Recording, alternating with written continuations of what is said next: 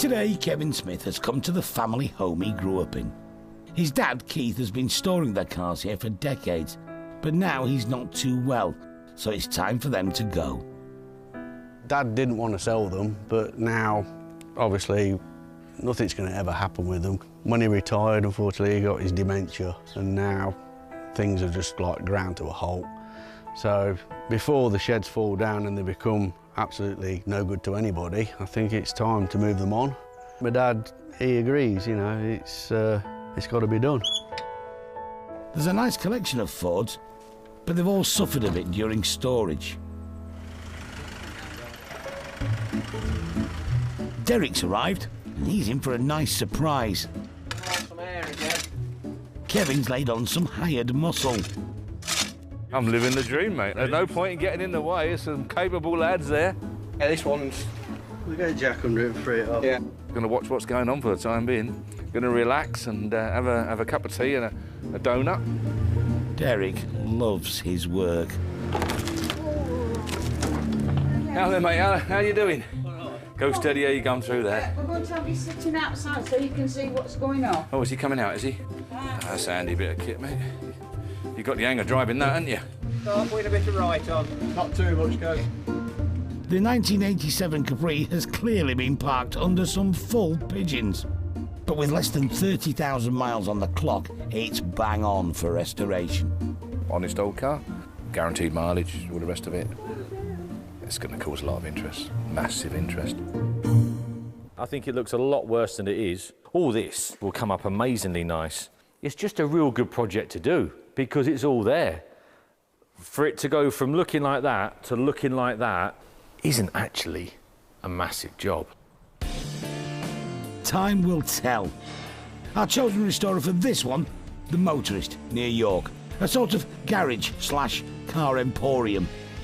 If our car does have any issues, project manager Charlie Gabb will find them. Wow, look at that. Now, why would that go so mouldy? But it's got one, because often the parcel shelves are missing. And it's not got big speakers in it? No. See, it's had damp in that area, but that'll have been rusting from brand new. No wear on the seats, no grubbiness. Everything that's painted red isn't bad at all. But anything that's painted black is all corroded, but not corroded, rotten corroded. You know, some of it's beautiful. It's as good as you could expect to get for a car that hasn't been on the road. There's a lot of work to do, a lot of stripping, refurbing, painting, powder coating, but your body shell is good. We're very excited. Well, I'm pleased to hear it, yeah, and it will make a lovely Capri Laser, you're quite right. But you know, I fear you might have spent your restoration budget on purchasing it, if I'm honest. Back at the Motorist, Bill, who just happens to be Charlie's brother, has been booked in to restore our 1600 Laser Capri. So, Bill, how many Capris have we done then? Done where? Here. Restored them. We haven't done any. I've only been here 2 months. He's full of the joys of spring about stage one, cleaning it. The car's been stood for 30 years, I think, something like that. There's an issue with all the bird poo that's on it, so I don't suppose that's going to come off for a minute, but the paint will be dead underneath it. It's probably eaten away. This may look like just a Sunday morning jet wash, but what it's actually going to reveal is whether we spend a few thousand or save a few thousand on paint.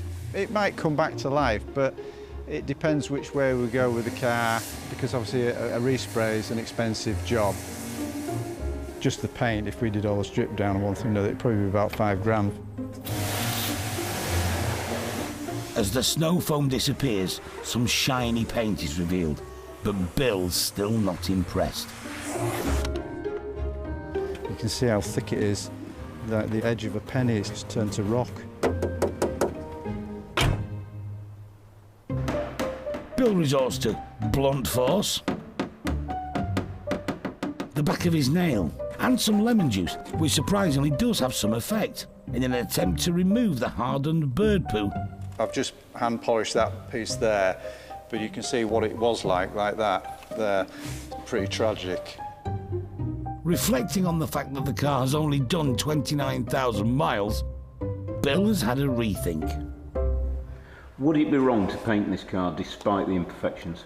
Yeah, I think so. We can't do a full respray without doing the rest of the car, which takes away some of its history. You know, it's no longer the genuine car that we found. Hopefully, it'll still have some sort of nice paintwork when it's finished, and all the bird poo will just tell a story. Whether it's a story anyone wants to hear remains to be seen.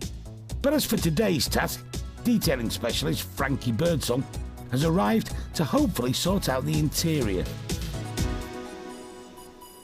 It smells really mouldy, but surprisingly, interior's not too bad.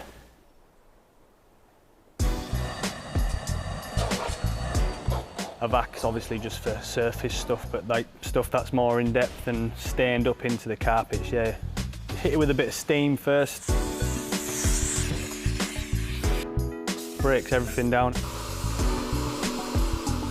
Then you extract it with a wet vac and that'll generally get rid of whatever's there.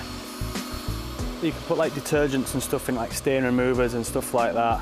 And it's got a brush on the head as well, so you're wetting it and agitating it. All the muck that you're getting out is getting sucked up and getting rid of. Yeah, I'm actually amazed. It's coming up so well. When it comes up clean without too much effort, you know, it's not that bad.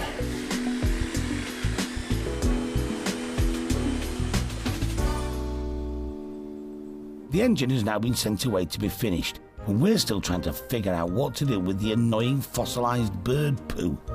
This is only antibacterial spray though. So we thought we'd turn our attention to the windscreen. Expert glass fitter Duncan Moore was not happy about leaving the old one in.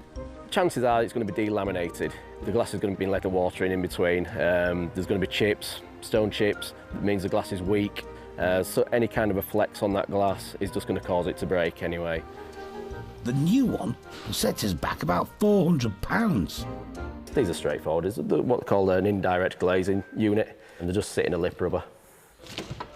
All your modern day cars now have got bonded glass, but you're going back in time with this fitment. What are you using the string for? It'll be in a lip rubber. Just once you lift it in, you can use a string just to pull the lip over the metalwork as you go around. It looks okay. It's going to sit fine, is that? Got to make sure we seal it quite well to stop water getting in and causing issues further down the line, but it's nice and soft. It's not a hard trim.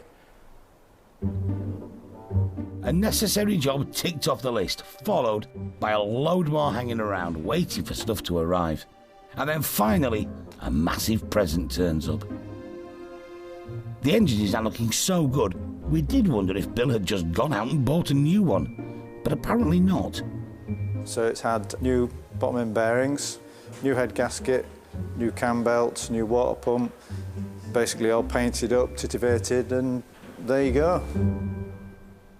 So we're waiting for the carburettor to come back, which isn't going to stop us dropping it in. The distributor's just been manually cleaned up, and that's about it, really. The following day, the engine has been loaded onto a hoist. 2 months ago, our 1987 Capri 1.6 Laser was still in its barn, being pooed on by pigeons. So the engine's going in then, Bill? Yeah, we're putting the engine in today. Simple job then? Yeah, simple job, yeah. All right, crack on then. Oh, OK. Simple, if you know how. But cars of the Capri's era do make it easier. I was brought up on these sort of things, so yeah, great cars to work on. Can you just hold the bonnet up, Rog, because I haven't got enough clearance.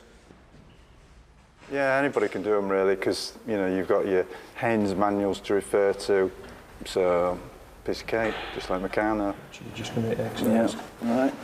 A bit more. Yep. Yeah, OK. All right, that's great. Yeah, cheers, Rog. In relative terms, quite an easy thing to drop in then? Yeah, without the gearbox, it's straightforward. Just straight in and straight onto the mountings. Derek's coming down to have a look at the work so far. What do you think he'll say? Who's Derek? I think he'll be impressed, to be honest. Do you know what? First thing he'll say is, how'd you get all the bird poo off it? How did you get all the bird poo off it? Well, it's not yet. We haven't done that yet, still. Apparently it's burnt into it, hasn't it? Pretty badly, yeah. Oh, I don't know what they've been eating, that, but whatever it is, ain't so good, is it?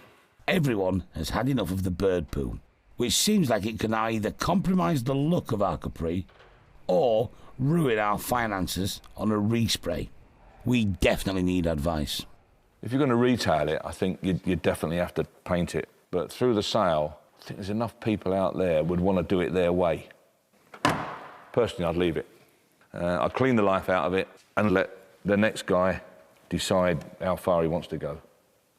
Financially, that's the way I would do it. There's always something on the restoration that's going to give you a headache, and this is it, the paint. We're going with Derek's advice, and specialist Ian Ellis is going to give it his best shot. So you couldn't see the... Well, here we go, it's the old thing, mate. All down here, down the side, down there, and down there. The worrying bit is the fact that I'm going to have to use some heavy-duty abrasive on it, and we don't really know how much depth there is to the paint. It's worse than I thought it would be. I've seen vehicles that vandalised that have got less damage to paint. It's almost as though it's been parked at a zoo. He's not happy. Ian starts with a solvent. Thanks to Bill, he's already saved some time on this part of the process. Spent around 14 hours so far already doing this. Stage 2 will be another couple of hours. So this is the 2000 grit wet and dry paper. You see what's happening now? It's actually bringing the red paint off ever so slightly. Followed by stage 3, with us behind the camera secretly thinking we should have painted this. Basically, it's a mild abrasive paste. Put it onto the surface that needs treating. You know, this is like a buffing machine. It looks like a grinder, but it spins a lot slower than a grinder. And basically, we just let it do its thing. It's going to be a long night. It's a new dawn of the motorist, and after 7 hours of specialist paint restoration, plus the 14 of Bill's time with lemon juice in the back of his nail, the Ford Capri 1600 Laser is finally poo-free. We've also spent at least a further 40 hours discussing if we should have just resprayed it. Yeah, you could have prepped the car and painted it in that time, but I think the fact that we've got the genuine article back, the original paint, and we've tried not to touch or upset any of the original bodywork on it, it is what it is. Today, members of a Capri Owners Club are arriving on site, who presumably will also tell us what it is, good or bad. Bill makes some final adjustments to the carburettor that's only just arrived back.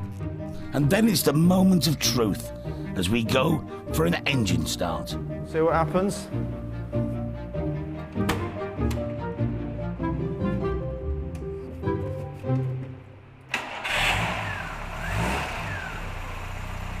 Well, it couldn't be any better, really, could it? It's like a new one. After 30 years in a barn and 4 months restoration, our Capri finally comes back to life.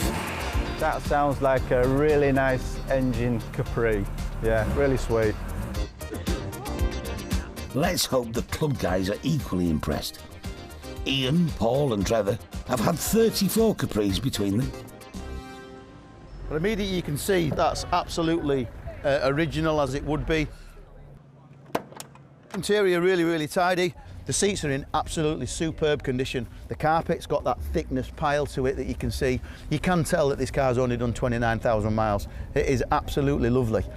I think you'll do well with it, if I'm completely honest. Oh yeah, I think it'll sell well. Have we spent too much time getting rid of the bird poo when we could have just blasted it with paint then? From an enthusiast point of view, without doubt, everyone watching this will say you've done the right thing. From a business point of view, obviously anyone with any common sense is going to say you've done the wrong thing, aren't they? But no, I like it, mate. No, I think hats off to you. I think I think you've done a storming job there. I think it's good. There you go. You expected me to start moaning about it, didn't you? But I haven't. Gearbox is quiet, diff's quiet. Yeah, engine's quiet. Rides along nice. Steering wheel's aligned nice. All gauges are working. That's the correct radio for the car. Oh no, electric aerial's working as well. Look at that. Oh, gearbox was lovely up until I just missed second gear. Yeah. What a brilliant classic car that you could just jump in and go and use. I could live with this. Seriously, I could live with this. Yeah.